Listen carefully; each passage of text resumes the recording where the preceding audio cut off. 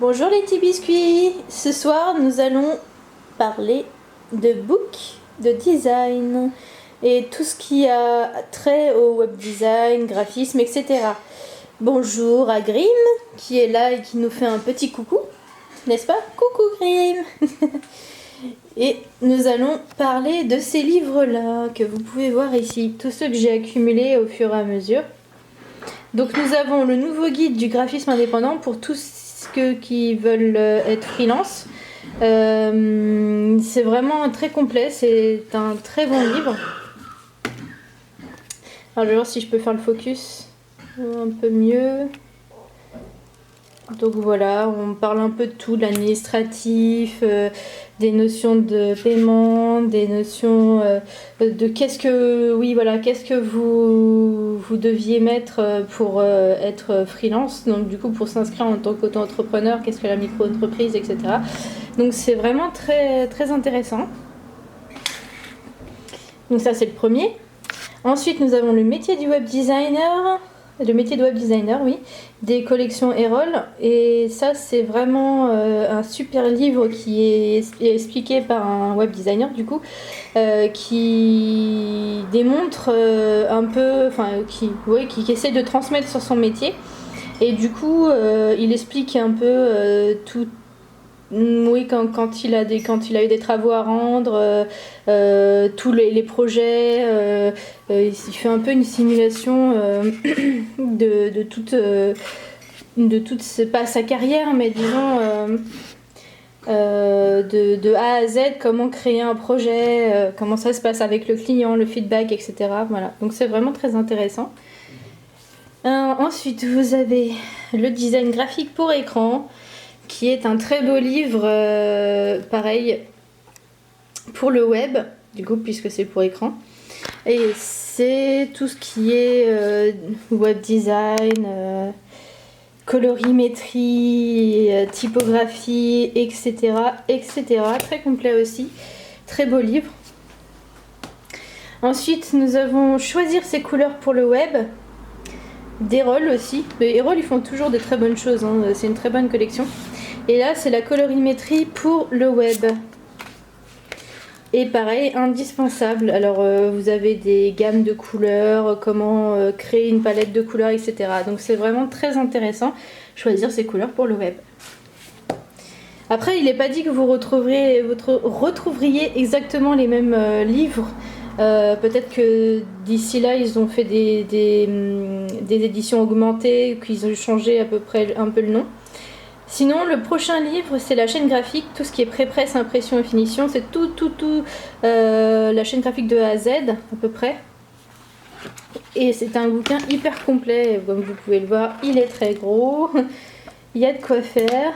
Donc ça explique vraiment tout, hein. Pareil, la colorimétrie, comment choisir le bon fichier quand on veut imprimer pour le web ou pour le print.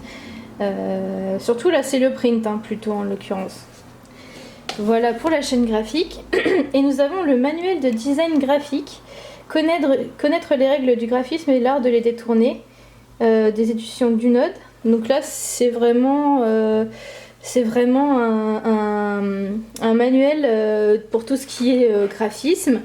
Pareil, couleur, typographie, il y a tout qui y passe. Les explications, les 20 règles. Il me semble qu'il y a... Ils expliquent... Il y a, voilà, c'est ça, 20 règles d'or d'une création réussie. Et il y a vraiment tout.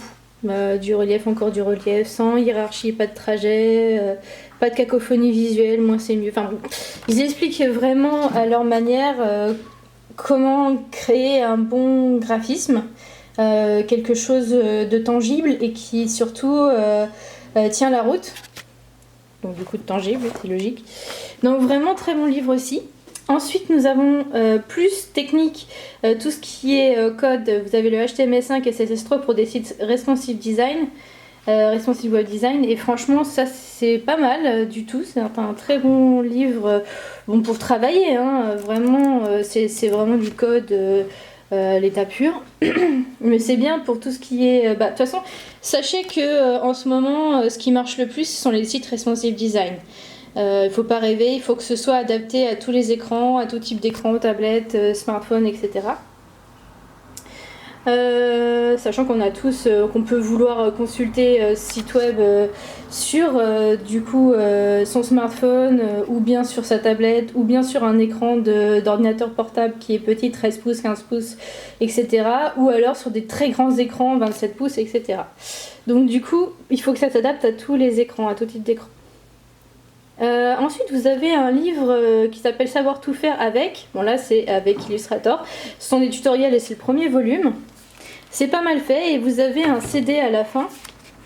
Bon, pour ceux qui ont des lecteurs CD, c'est pas mal.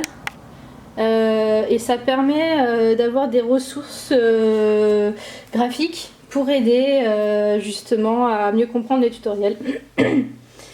Ensuite, vous avez Savoir tout faire dans la même collection, mais pour le web, avec CSS3, HTML5 et jQuery. Donc pareil, tout ce qui est code pur. Donc voilà, et c'est Oracom Édition, si vous cherchez le nom d'éditeur. Pareil, CD à la fin. Là, je sais plus où je l'ai mis, mais normalement, il y a un CD à la fin. Voilà. Ensuite, vous avez le guide WordPress, créer, gérer, animer votre site pro. Ça, c'est des éditions Pyramide et c'est vraiment pas mal aussi pour tous ceux qui veulent se lancer dans les sites web mais qui veulent pas faire quelque chose de trop complexe. Avoir un back-office, ça permet vraiment de pouvoir mieux gérer son site web et tout ce qui est derrière. Et au départ, c'était pour les blogs et ce CMS, en fait, on appelle ça un CMS WordPress comme Joomla ou PrestaShop ou encore...